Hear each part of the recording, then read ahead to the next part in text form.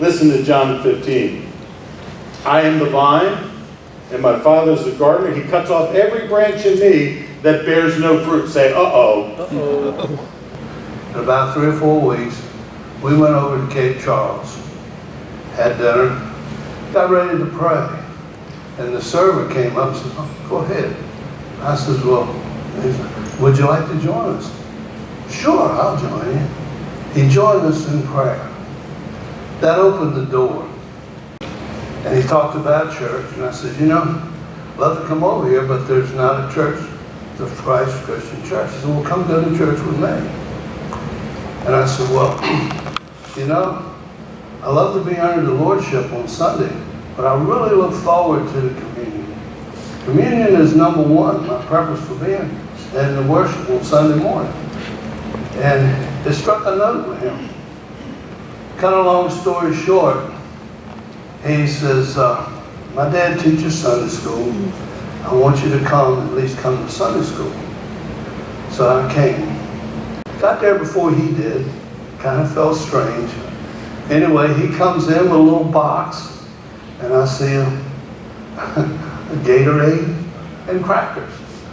And I said, what do you got? He said, this is your communion, buddy. I said, Lord, what have I got myself into? And the class, his dad was a very fine teacher. The Lord moves. The subject came out about worship on the first day of the week. And gather yourself for the breaking of bread. And he looked, he says, that's your clue. I says, so it opened the door to talk.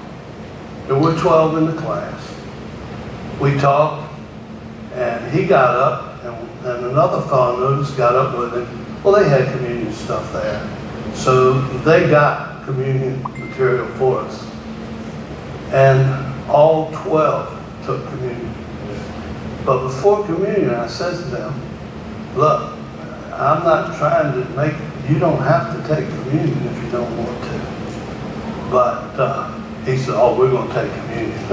I said, okay. I still communicate with this fellow on a regular basis.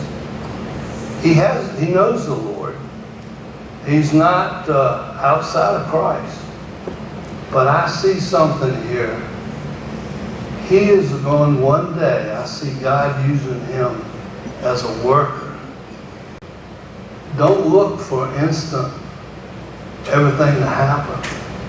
But take it as God gives it to you. Be reaching out to the community. And I'm just looking forward to see that day here in Jonesboro. Thank you.